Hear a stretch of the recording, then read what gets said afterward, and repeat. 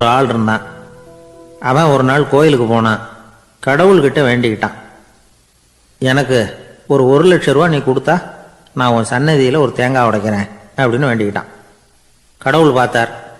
உடனே அவன் கண் முன்னாடி தோன்றினார். இந்தா நீ கேட்ட 1,00,000 அப்படின்னு சொல்லி அவன் கையில் பணத்தை கொடுத்துட்டு மறைஞ்சிட்டார். இவனால் நம்பவே முடியல.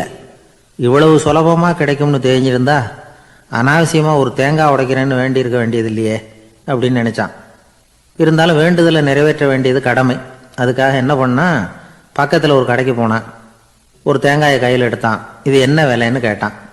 5 ரூபான்னார் கடையில் இருந்தவர். அதிகமாக இருக்குதே விலைன்னா. அப்படின்னா ஒன்று செய்யுங்க, அடுத்த ஊருக்கு போங்க, அங்கே தென்னந்தோப்பு அதிகம், அதனால் அங்கே இதை விட குறைஞ்ச விலைக்கு கிடைக்கும் அப்படின்னார். சரின்னு அடுத்த ஊருக்கு கிளம்புனான். அங்கே போய் விசாரித்தான். ஒரு தேங்காய் 3 ரூபாய் விலைன்னாங்க. இதுவும் அதிகமாக தெரியுதேன்னா. அப்படின்னா ஒன்று செய்ய, அதோ அந்த ஆற்று ஓரமாக ஒரு தென்னை மரம் இருக்கு பார், அதில் நீயே ஏறி பறிச்சுக்கோ, ஒரு தேங்காய்க்கு 1 ரூபா கொடுத்தா போதும் அப்படின்னார் அந்த தோப்புக்கு சொந்தக்காரரு. இவனுக்கு மரம் ஏற தெரியாது, இருந்தாலும் ஆசை யார விட்டுது, விலை சல்லிசா இருக்குதே. ஆற்று ஓரம் போனால் தட்டு தடுமாறி அந்த மரத்தில் ஏறினா அந்த தென்னை மரம் வளைஞ்சி ஆற்று பக்கம் போய் அப்புறம் நிமிர்ந்து இருந்தது. அதாவது மரத்தின் உச்சி சரியாக ஆற்றுக்கு நடுவில் இருந்தது. ஆற்றுல வெள்ளம் கரபுரண்டு ஓடிக்கிட்டு இருக்கு. இவன் கடவுள் கொடுத்த 1,00,000 மடியில் வச்சு இறுக்கி கட்டிக்கிட்டான். உச்சிக்கு போய் காய் பறிக்கிற சமயத்தில் காற்றும் மழையும் பலமாக கலந்து அடிக்க ஆரம்பிச்சுட்டுது. கால் வழுக்கி விட்டுட்டுது. இவன் சடார்னு ஒரு தென்னை மட்டையை பிடிச்சிக்கிட்டு தொங்க ஆரம்பிச்சிட்டான். கீழே பயங்கரமான வெள்ளம், மடியில் 1,00,000 பணம், என்ன செய்யறதுன்னு தவிக்கிறான். இந்த சமயம் கரையில் ஒரு யானை பாகன் யானையை குளிப்பாட்டிக்கிட்டு இருக்கிறான். அது அவன் கண்ணில் பட்டது. ஐயா ஒரு உதவின்னு கத்துனான். அவன் என்ன செய்யணும்னு கேட்டான். உன் யானையை மெதுவாக இங்கே அழைச்சிட்டு வா, எனக்கு நேராக கீழே நிறுத்து, என் காலை பிடிச்சி மெதுவாக கீழே இறக்கி விட்டுரு, என் மடியில் இருக்கிற பணத்தில் உனக்கு 10,000 தரேன் அப்படின்னா. அவன் பார்த்தான்.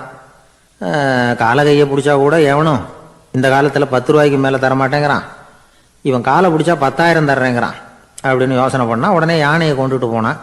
அவனுக்கு நேராக கீழே நிறுத்தினான். அவன் காலை பிடிச்சான். அவ்வளவுதான். அந்த நேரம் பார்த்து யானை மெதுவாக நடந்து அப்பால போட்டுது. இப்போ யானை பாகன் அவன் காலை கெட்டியாக பிடிச்சிக்கிட்டு தூங்குறான். பரிதாபமாக மேலே பார்க்குறான். அவன் மட்டையை பிடிச்சிக்கிட்டு தூங்குறான். இப்போ யானை பாகன் சொல்கிறான், தம்பி மட்டையை விட்டுறாத, கெட்டியாக பிடிச்சிக்கோ, நான் உனக்கு 10,000 தரேன், இதோ மடியில் தான் வச்சுருக்கேன்னா. மேலே தொங்குறவனுக்கு இந்த நிலைமையிலேயும் ஒரு சந்தோஷம், மேற்கொண்டு ஒரு 10,000 நமக்கு கிடைக்கும் போல இருக்கே அப்படின்னு. இந்த சமயத்தில் ஒருத்தன் ஒட்டகத்தை ஓட்டிகிட்டு வந்தான் அந்த பக்கமாக குளிப்பாட்டுறதுக்கு. யானை பாகம் பார்த்துட்டான். ஐயா ஒட்டகக்காரரே, அதை இங்கே கொண்டுட்டு வா, எங்கள் காலை பிடிச்சி பத்திரமா இறக்கி விடு, நாங்கள் பணம் கொடுக்குறோம்னா. அவனும் பணத்துக்கு ஆசைப்பட்டு வந்தான். அவன் காலை பிடிக்கிற சமயம் ஒட்டகமும் நழுவி போட்டுது. இப்போ 3 பேருமே வரிசையாக தொங்குறாங்க. ஒட்டகக்காரன் கத்துறான், தம்பி மட்டையை விட்டுறாத, கெட்டியாக பிடிச்சிக்கோ, நான் என் மடியில் இருக்கிற 5,000 உனக்கு தந்துடுறேன்னா. மேலே தொங்குறவனுக்கு இன்னமும் சந்தோஷம், இவனும் பணம் தர்றேங்கிறான். அப்படின்னா இன்னைக்கு நமக்கு மொத்த பண வரவு எவ்வளவு அப்படின்னு ஒவ்வொன்றா கூட்டி பார்க்க ஆரம்பித்தான். மனக்கணக்கு சரியாக வரல. அதனால் அப்படியே விரலை விட்டு எண்ண ஆரம்பித்தான். அவ்வளவுதான். மட்டையை விட்டுட்டு கை நழுவி வந்துட்டுது. 3 பேரும் பொத்துன்னு ஆற்றுல விழுந்தாங்க. படாத பாடுபட்டு தட்டு தடுமாறி கரைக்கு வந்து சேர்ந்தாங்க. 3 பேர் மடியில் இருந்த பணமும் ஆற்றோட போட்டுது. பேராசை பெருநஷ்டம் அப்படின்னு ஒரு பழமொழி இருக்குல்ல, அதை விளக்கறதுக்காக சொல்லப்பட்ட கதை இது. இந்த காலத்தில் ஒருத்தர் ஒரு நீச்சல் குளத்தில் நீச்சல் அடிச்சுக்கிட்டு இருக்கிறார். காவலுக்கு இருந்தவர் அதை கவனிச்சுட்டார். கரையிலேருந்து சத்தம் போட்டாராம், இதோ பாருங்க, இங்கே ராத்திரி 8 மணிக்கு மேலே நீச்சல் அடிக்கிறது சட்டப்படி குற்றம், அதுக்கு அனுமதி கிடையாது, தெரியாதா உங்களுக்கு அப்படின்னாராம். இதுக்கு அவரு, ஐயையோ நான் நீச்சல் அடிக்க வந்தவன் இல்லைங்க, சும்மா சுற்றி பார்க்க வந்தவன், தடுமாறி குளத்தில் விழுந்துட்டேன், நீச்சல் தெரியாது, அதனால் தத்தளிச்சுக்கிட்டு இருக்கிறேன் அப்படின்னு கத்துனாராம். கரையில் இருந்தவர் பார்த்தார். ஓ அப்படின்னா சரி, அதுக்கு ஒன்றும் தடை இல்லை அப்படின்னு சொல்லிவிட்டு அவர் பாட்டு நடந்து போயிட்டாராம். ஒரு ஊரில் ஒருத்தர் இருந்தான். ஏதோ ஒரு சின்ன அலுவலகத்தில் வேலை பார்த்துக்கிட்டு இருந்தான். ரொம்ப ஏழை. வர்ற கொஞ்சம் வருமானத்தை வச்சு வாழ்க்கையை ஓட்டிக்கிட்டு இருந்தான். ஒரு நாள் தெரு வழியாக அவன் நடந்து வந்துக்கிட்டு இருக்கிறான். தெருவில் ஒரு காசு கிடந்தது. அதை பார்த்துட்டான். அது குனிஞ்சு எடுத்தான். அது ஒரு பழங்கால காசு. அந்த காசு நடுவில் ஒரு துளை இருந்தது. அதாவது துளையிட்ட நாணயம். பழங்காலத்தில் புழக்கத்தில் இருந்த ஒரு நாணயம் அது. துளையிட்ட நாணயம் கிடைச்சதுன்னா ரொம்ப நல்லது, அது அதிர்ஷ்டம் அப்படின்னு ஒரு நம்பிக்கை உண்டு. இவன் கையில் அது கிடைச்சதும் ரொம்ப சந்தோஷப்பட்டான். இனிமே என்னுடைய கஷ்டம்லாம் தீரப்போகுது, அதிர்ஷ்டம் என்னை தேடி வரும், நான் பணக்காரன் ஆயிடுவேன் அப்படின்னு சொல்லிட்டு அந்த காசை தன்னுடைய கோட்டு பையில் பத்திரமா போட்டு வச்சுக்கிட்டான். அடிக்கடி அதை தொட்டு பார்த்துக்கிறது உண்டு, வெளியில் எடுக்க மாட்டான். இப்படியே கொஞ்ச காலம் ஆச்சு.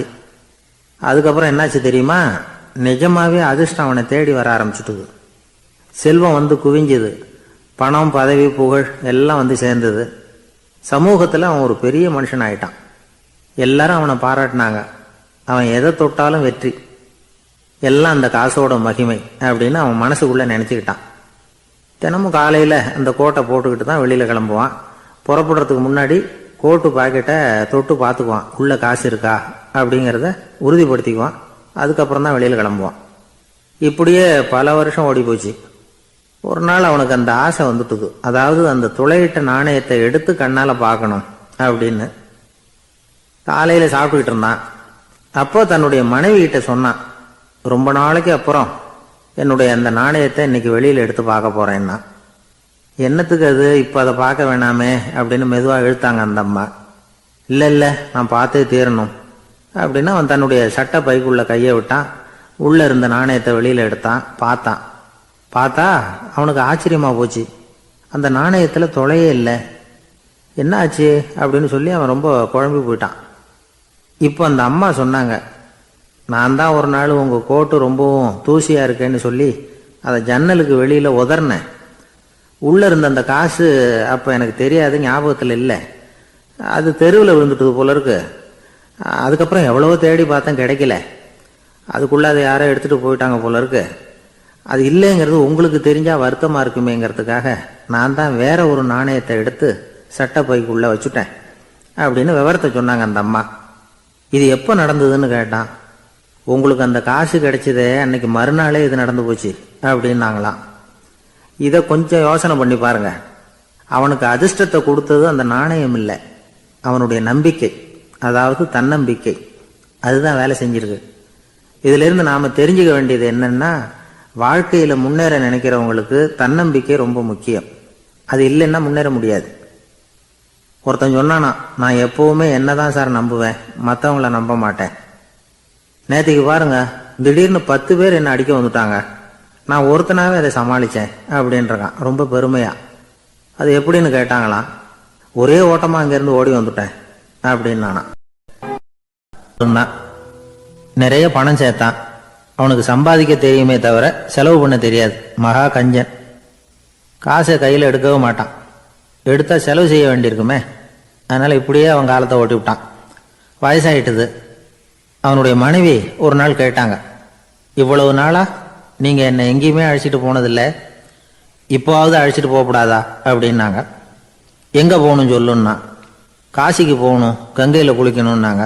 இவன் பார்த்தான், இதுக்கு ஏன் அவ்வளவு தூரம் செலவு பண்ணிட்டு போகணும், நம்ம ஊர் ஆற்றுலேயே குளிக்கலாமே, இதுவும் புண்ணிய நதி தான், இங்கே குளிச்சா அங்கே குளிச்ச பலன் கிடைச்சிரும் அப்படின்னா. சரின்னு 2 பேரும் ஆத்தங்கரைக்கு போனாங்க. அன்னைக்கு ஏதோ விசேஷம், நிறைய கூட்டம், நிறைய பேர் குளிச்சுக்கிட்டு இருக்கிறாங்க. கரையில் சில புரோகிதர்கள் நின்றுக்கிட்டு இருக்கிறாங்க. குளிக்கிறதுக்கு முந்தி அவங்க கிட்ட உட்காந்தா ஏதோ மந்திரம்லாம் சொல்லுவாங்க, கொஞ்சம் காசு கொடுக்க வேண்டியிருக்கும். அதனால் இவன் என்ன பண்ணான், ஆத்தங்கரையிலேயே கொஞ்சம் தூரம் போனான். ஊரை விட்டு தள்ளி வந்துட்டான், அங்கே யாருமே இல்லை. அப்பாடான்னு சந்தோஷப்பட்டான். குளிக்கலாம்னு புறப்பட்டான். இந்த நேரம் கடவுள் பார்த்தார், இந்த கஞ்சனுக்கு ஏதாவது புத்தி போகட்டணும் அப்படின்னு நினைச்சார். உடனே ஒரு புரோகிதர் மாதிரி உருவத்தை மாற்றிக்கிட்டு அந்த ஆள் முன்னாடி வந்து நின்னார். அவனுக்கு அதிர்ச்சி. இங்கே யாருமே இருக்க மாட்டாங்கன்னு நினச்சா இங்கேயுமே ஒரு ஆள் வந்துட்டார, என்ன பண்ணுறதுன்னு யோசனை பண்ணான். புரோகிதர் உருவத்தில் இருந்த கடவுள் சொன்னார், இதை பாருங்க, இன்னைக்கு விசேஷ நாள், நீராடுறதுக்கு முன்னாடி சுயகல்பம் பண்ணிக்கிறது ரொம்ப நல்லது அப்படின்னார். என்கிட்ட பணம் எதுவும் இல்லையேன்னா. பரவாயில்ல, அப்புறமா கொடுங்க, வாங்கிக்கிறேன். ஆனால் ஒன்று, எவ்வளவு கொடுப்பீங்கிறத மட்டும் இப்போவே சொல்லிவிடுங்க அப்படின்னார். இவன் ரொம்ப யோசனை பண்ணான். ஒரு 10 பைசா தரேன் அப்படின்னா. சரின்னு ஒத்துக்கிட்டு எல்லா கிரியைகளையும் அவர் செஞ்சார். அதுக்கப்புறம் கணவனும் மனைவியும் ஆற்றுல குளிச்சாங்க. அவர் போயிட்டார். கொஞ்ச நாள் கழித்து அவன் வீட்டுக்கு வந்தார் கடனை வசூல் பண்ணுறதுக்கு. வாசலில் நின்றுக்கிட்டு இருந்த அவன் மனைவி, இவரை பார்த்ததும் தயங்க ஆரம்பித்தாங்க. அந்த அம்மா கிட்ட விஷயத்த சொன்னார். அந்த அம்மா ஓடி போய் உள்ளே இருக்கிற தன்னுடைய கணவர்கிட்ட சொன்னாங்க. அவன் யோசனை பண்ணான், இப்போ வெளியில் போனால் அவனுக்கு 10 காசு கொடுக்க வேண்டியிருக்கும், அதனால் எனக்கு காய்ச்சல்னு அந்த ஆளுகிட்ட சொல்லிவிடு, இன்னொரு சந்தர்ப்பத்தில் என்னை வந்து பார்க்க சொல்லு அப்படின்னா. அந்த அம்மா போய் சொன்னாங்க. அப்படிங்களா, அப்படின்னா அவரை நான் உடனே போய் பார்க்கணுமே அப்படின்னு உள்ளே நுழைய ஆரம்பித்தார். அவங்க மறுபடியும் இருங்க தான் வரேன்னு சொல்லிவிட்டு உள்ள ஓடி விஷயத்த சொன்னாங்க. இது ஏதுடா வம்பா போச்சு அப்படின்னு பார்த்தான். மனைவியை கிட்டத்தில் கூப்பிட்டான். இதோ பாரு, ஜன்னி கண்டு நான் இறந்து போயிட்டதா சொல்லிவிடு அப்படின்னா சொன்னாங்க. புரோகிதர் பார்த்தார். அப்படின்னா ஒரு வழியாக இருந்து அவருடைய இறுதி சடங்குகளையும் நானே முடிச்சுட்டு போயிடுறேன் அப்படின்னார். உள்ளே இருந்தவன் யோசனை பண்ணான், அந்த ஆள் என்னை விடமாட்டான் போல இருக்கு, அதனால் ஒரு சவப்பெட்டியில் என்னை வச்சு தூக்கிக்கிட்டு மயானத்துக்கு போங்க பார்த்துக்கலாம் அப்படின்னா. புரோகிதரும் விடுற மாதிரி இல்லை, கூடவே நடந்து போயிட்டு இருக்கிறார். அங்கே இறக்கி சடங்குகளை முடிச்சுட்டு தீ வைக்கிற நேரம் பொட்டிக்குள்ளே இருந்த நம்ம ஆள் அலறி அடிச்சுட்டு வெளியில் ஓடி வந்தான். புரோகிதர் உருவத்தில் இருந்த கடவுள் சிரிச்சார், தன்னுடைய சுய உருவத்தை காட்டினார். அதுக்கப்புறம் அவனை கூப்பிட்டு, இதை பார்ப்பா, ஏன் இப்படி அல்லாடுற, ஏதாவது வர வேணும்னா கேள்தரேன் அப்படின்னார். அவன் யோசனை பண்ணான். பகவானே, ஒரே ஒரு வரம் தான் உங்ககிட்ட கேட்கணும்னா. என்ன வேணும் கேளுன்னார். அந்த 10 பைசா தட்சணையை தள்ளுபடி பண்ணால் போதும் அப்படின்னா. கடவுளும் சரின்னு சொல்லிட்டு போயிட்டார். இப்படி ஒரு கதையை சுவாமி சிவானந்தர் சொல்லியிருக்கிறார். செல்வந்தர்கள் பல பேர் இப்படித்தான் இருக்கிறாங்க. தாங்களும் அனுபவிக்க மாட்டாங்க, அடுத்தவங்களுக்கும் கொடுக்க மாட்டாங்க. இது மாதிரியான கஞ்சர்களுக்கு இந்த உலகம் இல்லை அந்த உலகம் இல்லைங்கிறார் அவர். இந்த கதையில் கடவுள் கடன் வசூலுக்கு வந்தது மாதிரி நம்ம ஊர் ஆள் ஒருத்தன் இன்னொருத்தர்கிட்ட 10 பைசா கடன் கொடுத்துட்டான். திருப்பி வாங்கறதுக்கு நடக்கிறான். கடைசியாக கேட்டான், நீ எப்போ தான் கடனை திருப்பி தரப்போற, அதை முடிவாக சொல்லுன்னா. வர்ற வியாழக்கிழமை கண்டிப்பாக கொடுத்துருவேன் அப்படின்னானா அவன். அன்னைக்கு நான் ஊரில் இருக்க மாட்டேனே அப்படின்னானா இவன். அதனால் என்ன, நானும் தான் அன்னைக்கு ஊரில் இருக்க மாட்டேன் அப்படின்னானா. இந்த உலகத்தில் தான் மட்டும் வாழ்ந்தா போதும் அப்படின்னு நினைக்கிறவங்க உண்டு. தானும் வாழணும், அடுத்தவங்களும் வாழணும் அப்படின்னு நினைக்கிறவங்களும் உண்டு. முதல்ல சொன்ன வகையை சேர்ந்த மனிதர்கள் எப்படி தெரியுமா, எப்படியாவது தான் மட்டும் வாழ்ந்தால் போதுங்கிற நினைப்பு தான் எப்பவும் அவங்களுக்கு இருக்கும். தங்களுடைய வளர்ச்சிக்கு எது தடையா இருந்தாலும் சரி, யார் தடையா இருந்தாலும் சரி, அதை அழிச்சுட்டு தான் மறுவேலை பார்ப்பாங்க. அவங்கெல்லாம் பாவ காரியங்களுக்கு தயங்குறதே இல்லை. அப்படிப்பட்ட வாழ்க்கை அவங்களுக்கே இடைஞ்சல அமைஞ்சு விடுறது உண்டு. அதை விளக்கறதுக்கு ஒரு கதையும் உண்டு. ஒரு ஊர்ல அப்படிப்பட்ட ஆள் ஒருத்தன் இருந்திருக்கான். நிறைய பாவங்களை செஞ்சவன். அதன் காரணமா நரகப்படுகொழியில விழுந்துட்டான். நரகப்படுகொழிங்கிறது ஒரு பெரிய கிணறு மாதிரி. ஏற்கனவே பாவம் செஞ்சவங்க நிறைய பேர் அதில் விழுந்து கிடக்குறாங்க. உள்ள ஏகப்பட்ட சத்தம், எல்லாம் அந்த பாவாத்மாக்கள் போடுற சத்தம். இப்போ விழுந்தானே இவனும் சத்தம் போட்டான். இவன் போடுற சத்தம் கொஞ்சம் அதிகமாக கேட்டுது. இந்த கிணத்துக்கு பக்கத்தில் புத்தர் உட்கார்ந்துருக்கிறார். அவர் காதில் இவன் போடுற சத்தம் விழுந்தது. உடனே அந்த கிணத்தடிக்கு போனார். குனிஞ்சு பார்த்தார். சாமி என்னை காப்பாத்துங்க அப்படின்னு கத்தனான் இவன். புத்தர் அவனை கொஞ்சம் கவனிச்சு பார்த்தார். மனித சமுதாயத்துக்கு அவன் என்னென்ன கெடுதல் பண்ணியிருக்கிறாங்கிற விவரம்லாம் அவர் மனக்கண்ணில் தெரிஞ்சது. அவருக்கு எல்லாம் புரிஞ்சு போச்சு. இருந்தாலும் அவனை காப்பாத்துறதுக்கு ஏதாவது வழி உண்டா அப்படின்னு யோசிச்சார். அவன் தன்னுடைய வாழ்நாளில் ஏதாவது நல்லது செஞ்சிருக்கானா அப்படின்னு பார்த்தார். ஒரே ஒரு சமயம் அவன் தன்னுடைய காலடியில மிதிபட இருந்த சிலந்தியை மிதிக்காமல் தாண்டி போயிருக்கிறான். இந்த ஒரு காரியத்துக்காக அவனை கரையேற்ற முடியுமா அப்படின்னு நினைச்சார். அவ்வளவுதான். உடனே அவர் கையில ஒரு சிலந்தி வந்து உட்காந்துதான். அதுகிட்ட இருந்து நூல் இழை வெளிவர ஆரம்பிச்சது. அந்த நூல் இழை கிணற்று ஆழம் வரைக்கும் அப்படியே நீண்டுகிட்டே போச்சான். புத்தர் பார்த்தார். இந்த நூலை பிடிச்சிக்கிட்டு மேலே ஏறி வா அப்படின்னார்.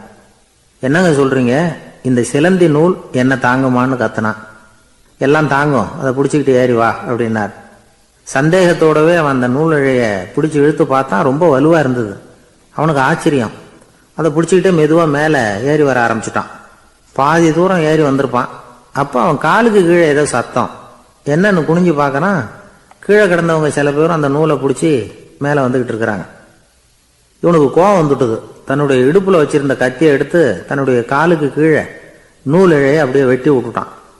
இனிமே நாம மட்டும்தான் மேலே ஏறி வந்துடணும் அப்படின்னு நினைச்சுக்கிட்டான். ஆனா நடந்தது என்ன தெரியுமா, மொத்த நூல் இழையும் அப்படியே அருந்து கீழே விழுந்துட்டுது. அவனும் பொத்துன்னு கீழே விழுந்துட்டான். மறுபடியும் கத்த ஆரம்பிச்சுட்டான். ஏற்கனவே அவன் செஞ்சிருந்த ஒரு சிறு கருணை அந்த நூல் இழைக்கு உறுதியை கொடுத்தது. இப்போ அவன் செஞ்ச பாவம் அந்த நூல் இழைய வலுவிழக்க செஞ்சுட்டுது.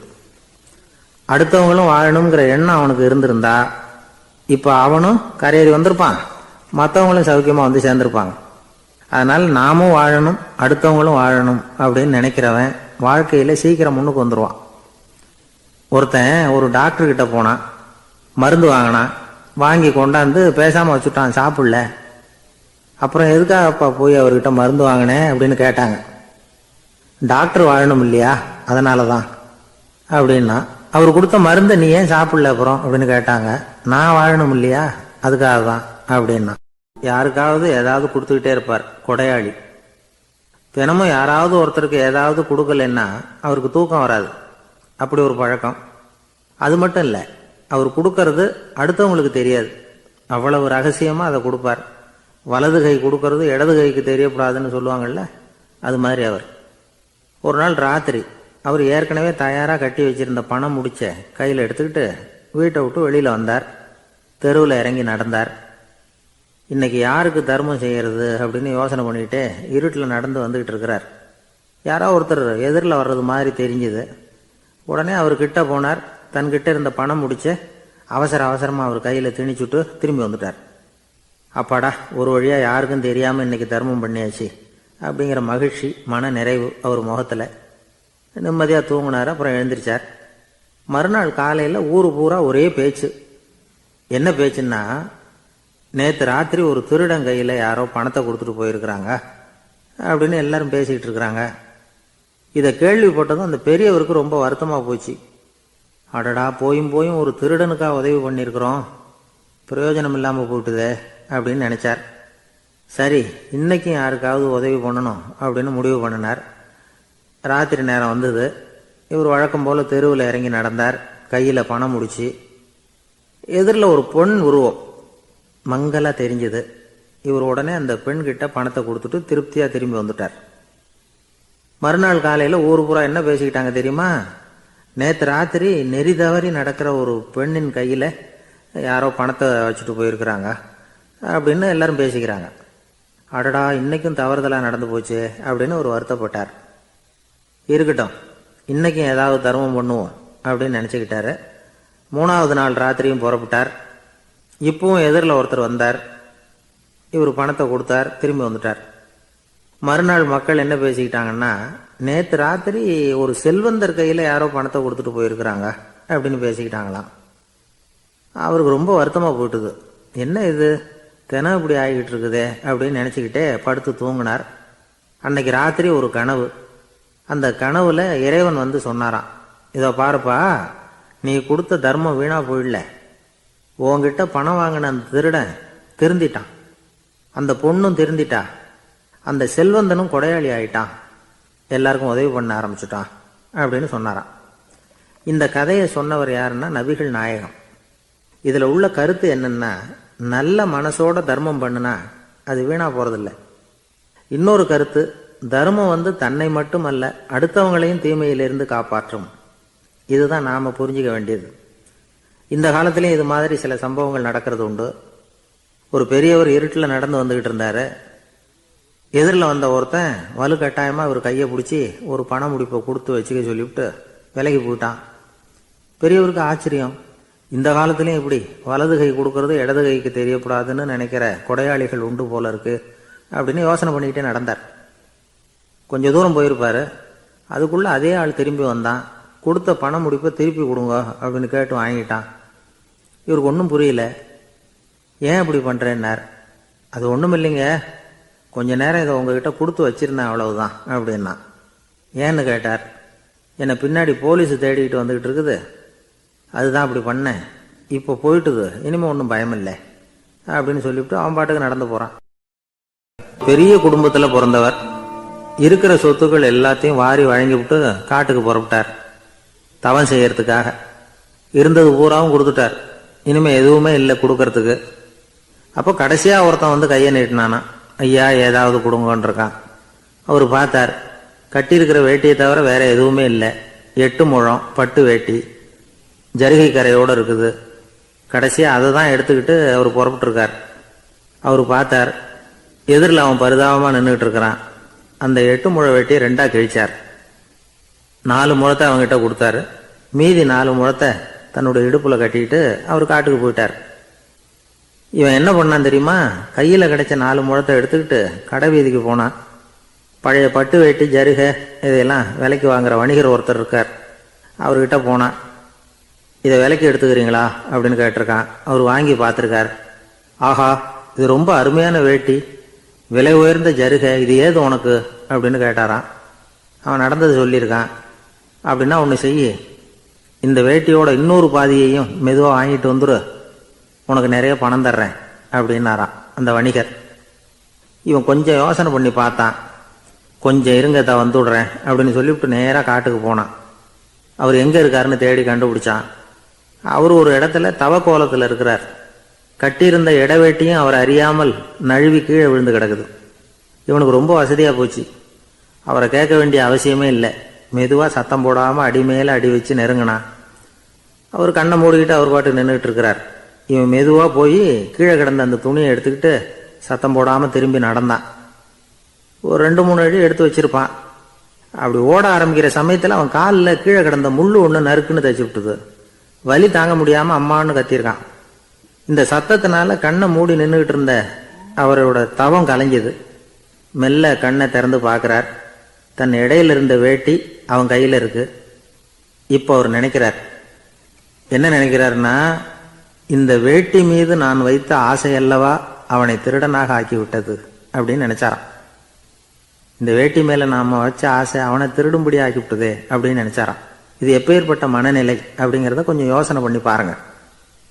தான் ஒரு பொருள் மேலே வச்ச பற்று இன்னொரு மனிதன் திருடனாக ஆகிறதுக்கு காரணம் ஆயிட்டுதேன்னு நினைக்கிறார். அப்படி நினைச்ச அந்த பெரியவர் யார் தெரியுமா? அவர் தான் மகாவீரர். இழந்துட்டேங்கிறியே, நீ என்னத்தை கொண்டுகிட்டு வந்த எங்க இழந்துடுறதுக்கு? நீ என்னத்தை உண்டாக்குன இது அழிஞ்சுட்டுதுன்னு சொல்றதுக்கு? இதுதான் அவருடைய சிந்தனை. இன்றைக்கு நம்ம சிந்தனையெல்லாம் வேற மாதிரி இருக்குது. ஒருத்தன் நடுத்தெருவில் உட்காந்து அழுதுகிட்டு இருந்தான். அந்த வழியா வந்தவர் ஒருத்தர், ஏன்பா அழறேன்னு கேட்டாராம். 5 ரூபா சார், இந்த இடத்துல விழுந்துட்டுது, ரொம்ப நேரமா தேடுறேன், கிடைக்காது போல இருக்கு அப்படின்னு சொல்லிவிட்டு அழறான். எப்போ தொலைஞ்சதுன்னு கேட்டாராம் அவரு. அது எனக்கு தெரியாது சார், பணத்தை தொலைச்சவன் தேடி பார்த்துட்டு போயிட்டான், நான் அவனுக்கு பின்னாடி தேட வந்தவன் அப்படின்னு நானா. இவன் ஒரு முனிவர் இருந்தார். ஒரு நாள் அவரை தேடிட்டு 4 பேர் வந்தாங்க. சுவாமி, எங்களுக்கு ரொம்ப நாளாக ஒரு சந்தேகம்னாங்க. என்னன்னு கேட்டார். இந்த உலகத்தில் எவ்வளவோ காரியங்கள் நடக்குது, எது நியாயம் எது அநியாயம் அப்படின்னு புரிஞ்சுக்க முடியலன்னாங்க. அது யாராலையும் புரிஞ்சுக்க முடியாதுன்னார் முனிவர். வந்தவங்களுக்கு ஆச்சரியமாக போச்சு, ஒரு மாதிரியாக பார்த்தாங்க. இதை முனிவர் கவனிச்சார். சரி புறப்படுங்க என்னோடன்னார். எங்கன்னு கேட்டாங்க. இப்போ உங்கள் 4 பேரையும் ஒரு புஷ்பக விமானத்தில் அழைச்சிட்டு போகிறேன். இந்த உலகத்தில் சர்வசாதாரணமாக நடக்கக்கூடிய ஒரு காட்சியை உங்களுக்கு காட்ட போகிறேன். நீங்கள் பார்க்க போகிற அந்த காட்சி நியாயமா அநியாயமா அப்படிங்கிறத என்கிட்ட சொல்லணும். நீங்கள் சரியான பதில் சொன்னால் புஷ்பக விமானத்தில் தொடர்ந்து பிரயாணம் பண்ணலாம். தவறான பதில் சொன்னால் இந்த புஷ்பக விமானம் உங்களை கீழே தள்ளி விட்டுரும் அப்படின்னார். 4 பேருக்கும் பயந்தான். இருந்தாலும் முனிவர் கூப்பிடுறாரே அப்படின்னு சொல்லி புறப்பட்டாங்க. அவங்க எல்லாரும் புறப்பட்டு ஒரு காட்டு வழியாக போய்கிட்டு இருக்கிறாங்க புஷ்பக விமானத்தில். அங்கே நடக்கிற ஒரு காட்சியை காட்டுறார் முனிவர். அதோ அங்கே பாருங்கன்னார்.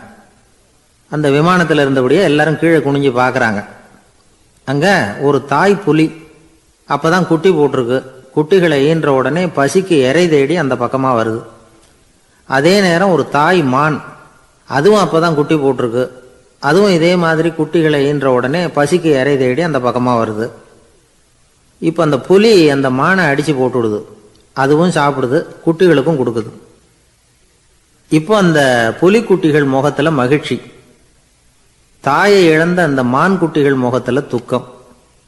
இப்போ அந்த முனிவர் 4 பேர்கிட்டையும் கேட்குறார், நீங்கள் இங்கே பார்த்தீங்களே, இதில் எது நியாயம் எது அநியாயம்? ஒவ்வொருத்தராக சொல்லுங்கள். உங்கள் பதில் சரியில்லைன்னா இந்த விமானம் உங்களை கீழே தள்ளி விட்டுரும், சொல்லுங்கள் பார்க்கலாம்னார்.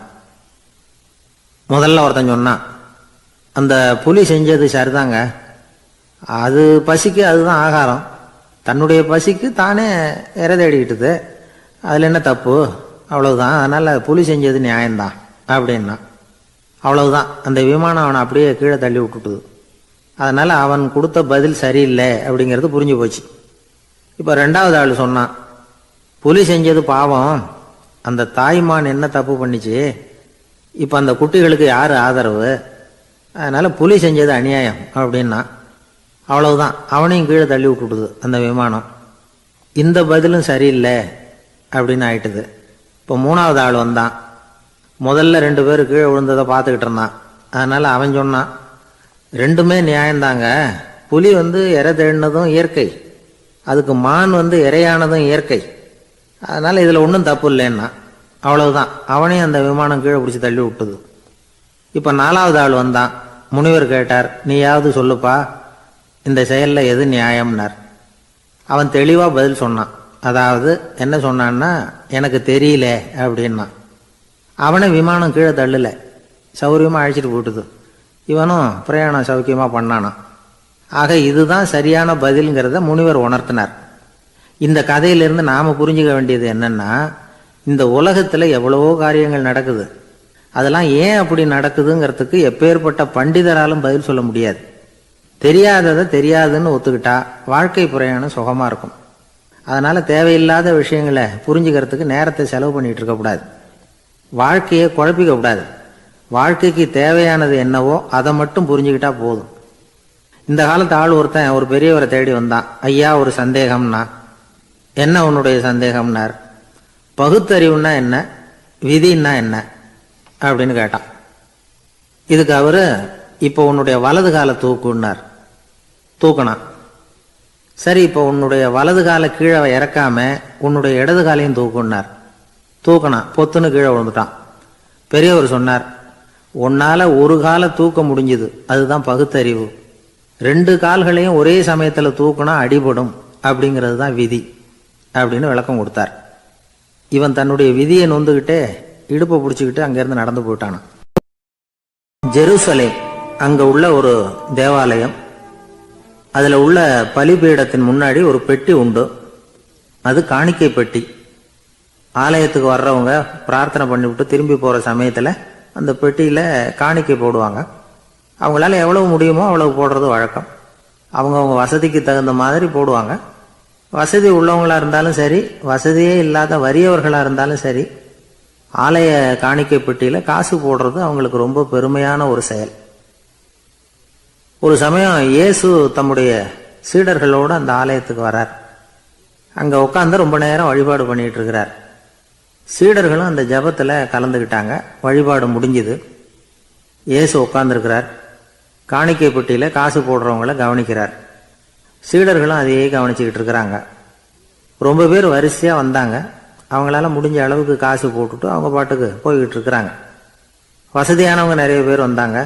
அதுக்கு மத்தியில் வயசான ஒரு அம்மா, அவங்களும் காசு போட்டுட்டு போகிறாங்க. இப்போ இயேசு தன்னுடைய சீடர்கள் பக்கம் திரும்பினார். ஒரு கேள்வி கேட்டார். இப்போ இந்த காணிக்கை பெட்டியில் நிறைய பேர் காசு போட்டுட்டு போகிறத நீங்கள் கவனிச்சிங்க. இன்னைக்கு இந்த காணிக்கை பெட்டியில் ரொம்பவும் அதிகமாக காசு போட்டது யார் அப்படின்னு கேட்டார்.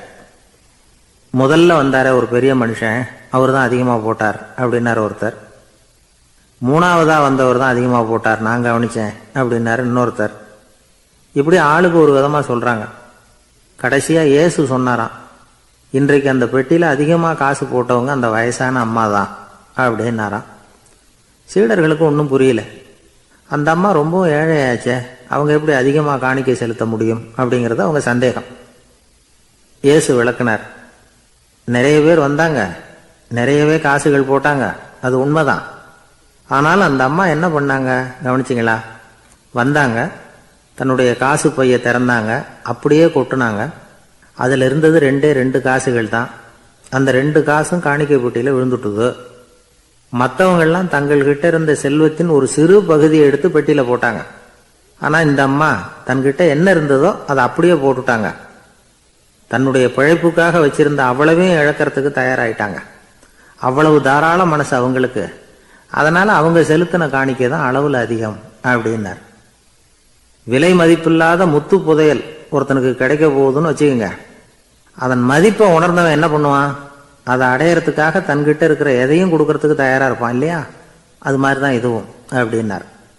உலக மதிப்பீடுகளை துரும்பா தூசியா மதிச்சு அதையெல்லாம் உதறி விடுகிறவன் இறையருள் அப்படிங்கிற இணையில்லாத செல்வத்தை பெறுகிறான் அப்படிங்கிறது இதுல உள்ள கருத்து. இறைவனுக்காக இழப்பதுன்னா துன்பப்படுகிறவர்களுக்காக, ஏழைகளுக்காக, ஏதுமற்றவர்களுக்காக இழப்பது அப்படின்னு அர்த்தம். உங்கள் அயலானுக்கு நீங்கள் என்ன உதவி செய்தாலும் அதை எனக்கே செய்கிறீர்கள் அப்படின்னு இயேசு சொல்லியிருக்கிறார். அடுத்தவங்களுக்கு உதவணுங்கிற குணம் இன்னைக்கு ரொம்ப குறைஞ்சி போச்சு. ஒருத்தன் வாழைப்பழத்தோல் வழுக்கி கீழே விழுந்துட்டான். பக்கத்தில் இருந்த நண்பன் உடனே இவனை தூக்கிக்கிட்டு போய் ஆஸ்பத்திரியில் சேர்த்துட்டான். அதுக்கப்புறம் சொன்னான், நீ அந்த வாழைப்பழத்தோலில் காலை வைக்க போகிறத முன்னாடியே நான் கவனிச்சுட்டேன் அப்படின்னானா. அப்படின்னா அப்போவே நீ எனக்கு உதவி செஞ்சுருக்கலாமே அப்படின்னானா அவன். நான் டாக்டருக்கு உதவலாம்னு நினச்சிட்டேன் அப்படின்னா இவன். வயசான ஆள் நிலத்தில் ஏறு ஊதுகிட்டு இருந்தாராம். கிழிஞ்சு போன ஒரு சின்ன துண்டை தான் இடுப்பில் கட்டியிருந்தாராம். தலையில் ஒரு கந்தலை சுற்றி இருந்தார். உடம்பு பூரா சேரு, ரொம்ப ஏழை. ஏறு ஓட்டிகிட்டு இருக்கிறவர் வேற எப்படி இருப்பார்? இருந்தாலும் அந்த ஆள் ரொம்ப ஜாலியாக பாட்டு பாடிக்கிட்டே ஏறு ஊதுகிட்டு இருந்தாராம். உடம்புல தான் அவர் ஏழையை தவிர மனசில் ஒரு ஏழையா தெரியல. அந்த சமயத்தில் அந்த நாட்டு ராஜா அந்த பக்கமாக குதிரை மேலே வந்தாராம். வேட்டைக்கு போயிட்டு பரிவாரங்களோட திரும்பி வந்துகிட்டு இருக்கிறார். ரொம்ப செல்வ செழிப்புல இருக்கிற ராஜா அவர். அவரு இந்த வயசான விவசாயியை பார்த்துருக்கார். இந்த ஆள் ரொம்பவும் ஏழைங்கிறது அவர் பார்த்தாவே பளிச்சுன்னு தெரியுது.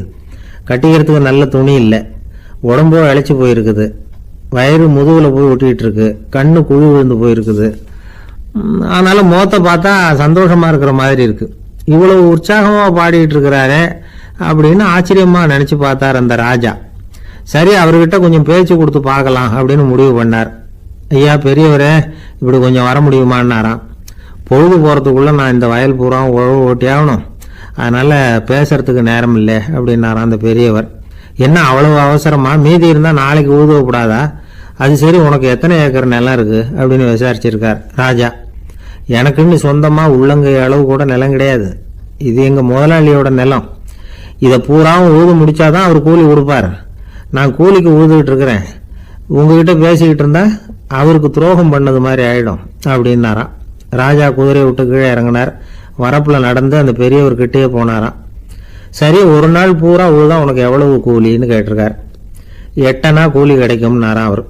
இது ரொம்ப காலத்துக்கு முன்னாடி நடந்த ஒரு சம்பவங்கிறதுனால அப்போ 8 அணா கூலிங்கிறது ரொம்ப பெருசு. இருந்தாலும் அதுவும் அந்த ராஜாவுக்கு பெரிய கூலியா தெரியல. இவ்வளவுதானா, இதை வச்சுக்கிட்டு நீ எப்படி காலம் தள்ளுற அப்படின்னாராம். ஒன்றும் கவலை இல்லை அப்படின்னாராம் அவர். ராஜாவுக்கு ரொம்ப ஆச்சரியமா போச்சு. 8 அணா கூலி வாங்குற இந்த ஆளு கவலை இல்லாம இருக்கிறார், ஏராளமான வசதியோடு இருக்கிறன்னா கவலை இல்லாம வாழ முடியலையே அப்படின்னு நினைச்சு பார்த்திருக்கார். அது சரி, 8 அணாவில் எப்படி குடும்பம் நடத்துற அப்படின்னு கேட்டாராம். எனக்கு கிடைக்கிற 8 அணாவில் 2 அணா குடும்பத்துக்கு செலவழிக்கிறேன், 2 அணா பழைய கடனுக்கு கொடுக்குறேன், 2 அணா தர்மம் செய்யறேன், 2 அணா வட்டிக்கு கொடுக்குறேன், ஒரு குறையும் இல்லைன்னாராம். ராஜாவுக்கு ஒன்றும் புரியல. எனக்கு ஒன்றும் புரியலையேன்னு இருக்கார். ஐயா, எனக்கும் என் மனைவிக்கும் 2 அணா செலவாகுது. வயசான அம்மா அப்பா இருக்கிறாங்க, சின்ன வயசுல என்னை காப்பாத்தினவங்க அவங்க. அந்த கடனுக்கு 2 அணா செலவாகுது, அது பழைய கடன். என் தங்கச்சி ஒருத்தி ஆதரவு இல்லாத நிலைமையில தன்னுடைய மகனோட என் வீட்டில் வந்திருக்கிறா. அவளுக்கும் அவள் மகனுக்கும் 2 அணா செலவு பண்றேன், அது தர்மம். எனக்கு 2 பிள்ளைங்க இருக்கிறாங்க, அவங்களுக்கு 2 அணா செலவு பண்றேன், அது வட்டிக்கு கொடுக்கறது மாதிரி. பிற்காலத்தில் அவங்க எங்களை காப்பாற்றுவாங்க. அந்த வகையில் நான் திருப்தியோடு வாழ்ந்துகிட்டு இருக்கிறேன் அப்படின்னாராம். ராஜாவுக்கு அர்த்தம் புரிய ஆரம்பிச்சுதான். அந்த பெரிய நிலத்தை விலை கொடுத்து வாங்கி அந்த பெரியவருக்கே தானமாக கொடுத்துட்டாராம். இப்போ ஊழவருக்கே நிலம் சொந்தமாயிட்டுது. அன்னையிலேருந்து அரசனுக்கும் ஆறுதல் கிடைச்சுதான். இப்படி ஒரு கதை சொல்லுவாங்க. 8 அணா வருமானத்தை வச்சுக்கிட்டு எப்படி காலத்தை தள்ளுறதுன்னு சொல்றதுக்காக இந்த கதையை சொல்றதாக யாரும் தப்பா நினைச்சிக்க கூடாது. கிடைக்கிறத எப்படி பங்கு போடுறார், எப்படி திருப்தியா வாழறார் அப்படிங்கிறது தான்